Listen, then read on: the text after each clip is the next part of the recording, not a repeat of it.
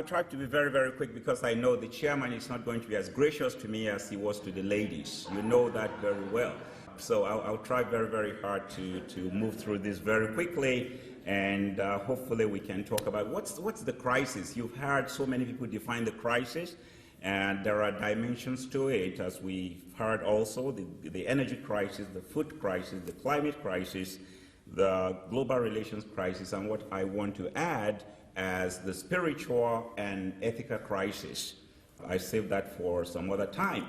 But I see the crisis, if you will, crisis as in plural, as signs of the failure of orthodox economics and what I call environmental existentialism.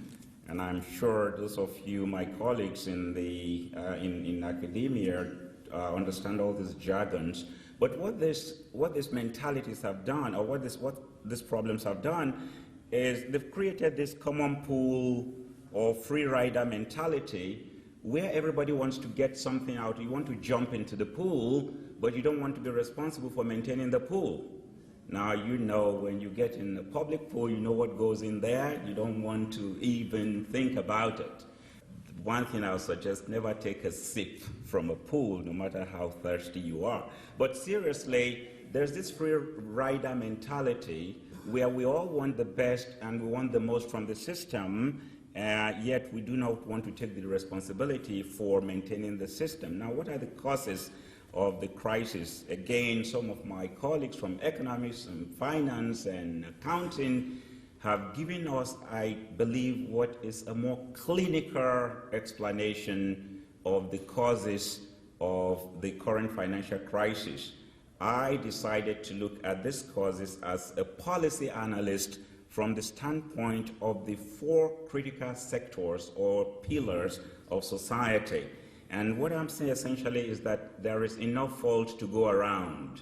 So this particular slide disaggregates the causes by the sectors of society, the public sector, what I heard called the official sector this morning, the public sector, the corporate sector, the philanthropic sector, and of course the grassroots, what I call the grassroots or citizen sector. Now, all these issues have been covered. We heard yesterday about bureaucratic or governmental malfeasance. We've heard about corporate greed. And folks, some of the stories are not pleasant at all. Some of the things we've been hearing that have been going on under our noses and under the noses of these great intellectuals who, ladies and gentlemen, were the solution to humanity's problem during the Enlightenment stage. And I believe, I'm going to go back to that later, that if anything is to come out of this crisis in terms of the way forward and our efforts to build a more sustainable world, I strongly believe that it will start with academics and intellectuals, if you will, technocrats, at the forefront of this huge battle or revolution that we need. So some of the ugly stories. You have what I call the key reactions. What have been the reactions of the four sectors I identified earlier to the crisis? And the public sector has been responding by, spending more money, running around, whooping everybody to shape, or trying to. And of course, you see in Abu Dhabi, for example, the government is prepared to spend $15 billion by next year. Actually, the budget, for those of you who have followed this, $1 trillion have been allocated by the Emirate of Abu Dhabi to spend on infrastructure in reacting to, or if you're responding to this crisis. At the same time, you have a place like Dubai and, of course, the other Emirates where projects are on hold. The government is responding to the crisis by putting some projects on hold. So you have this situation, this diabolical situation where on one hand the government is spending, on the other hand they're putting projects on hold. And we know, for example, in Dubai that the metro rail, which I believe some of you have either reading or plan to ride, was bankrolled by people who are still being owed the money they invested in that project. The Japanese ambassador came out very openly recently appealing to the government of Dubai to please pay up.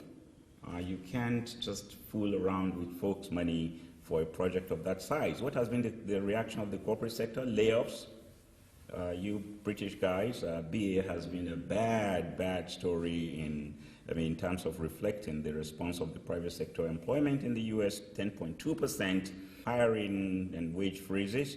The philanthropic sector, the non-profit sector to which some of us in academia belong, the grant funds are no longer coming. In our own case, we did some projects for municipalities and they're not paying the university.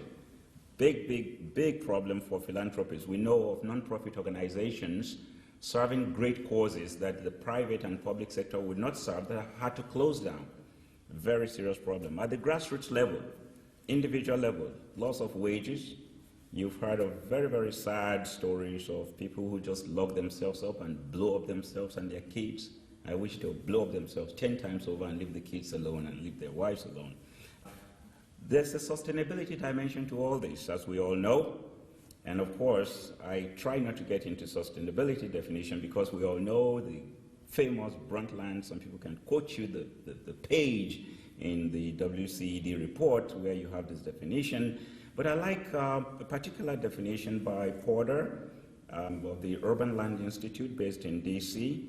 And the highlighted section here talks about both words in sustainable development speak to time, evolutionary processes, constructive adaptation. And that's why sometimes it's so embarrassing, I think, as an academic.